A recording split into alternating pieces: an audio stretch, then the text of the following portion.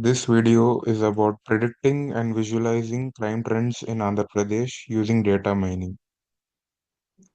Um, we have used gradient boosting regressor to evaluate the model, and we have also used k-means for clustering all the crime reports.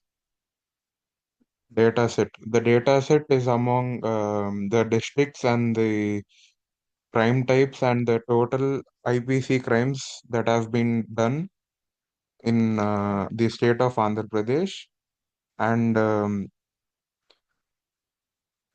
and this is made out of, and this has been extracted from one a big data set of all over the India and has been compressed only to Andhra Pradesh, and it is from 2001 to 2012. Predicting crime with gradient boosting. Gradient boosting is a machine learning technique for regression and classification tasks. It builds and ensembles of weak learners, usually decision trees, sequentially, which each tree corrects and the errors made by the previous one. Gradient boosting is used in crime pattern analysis as it is a powerful supervised machine learning technique and often used for the prediction and classification of complex data set like crime records. Gradient boosting builds a strong predictive model by combining multiple weak learners using usually decision trees. Each tree is trained to correct the error made by the previous one. The final prediction is a weighted combination of all the trees' outputs using gradient boosting in crime pattern analysis. Gradient boosting can be used to predict crime rates, total crimes, and classify regions based on crime severity.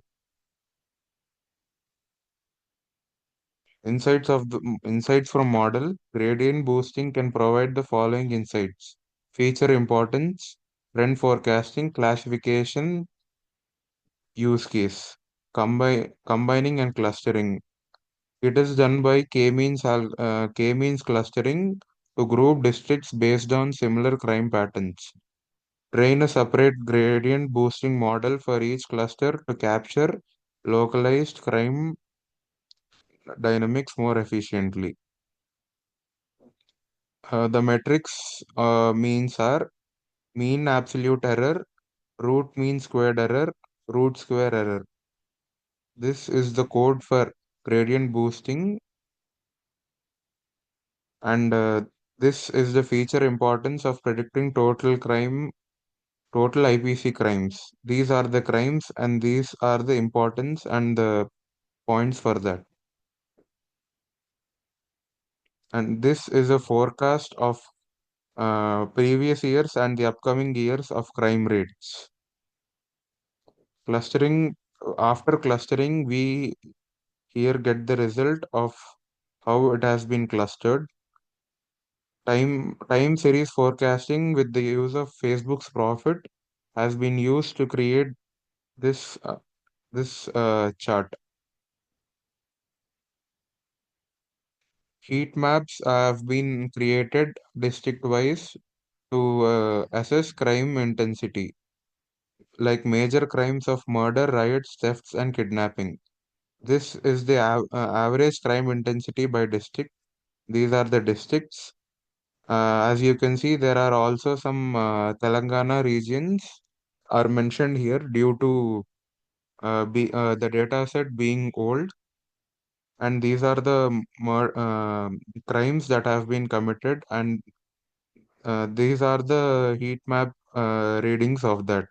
An interactive map with folium is made so that we can clearly see how are the crime and what are the crime hotspots of the area. This picture is from crime hotspots. As we can see, as the severity increases, the crime hotspots tend to be in bigger size. As the severity is low, we can see the crime hotspot is small in size. This is also, if we can see after this, we are going to see about the map and how we can assess this. As we see, in Vijayawada, there is more crime compared to other districts like in West Godavari and East Godavari, and others village and other districts have less crime. As the crime rate, where there is more crime done, there is a bigger hotspot, and where there is less crime, the hotspot size tends to be smaller.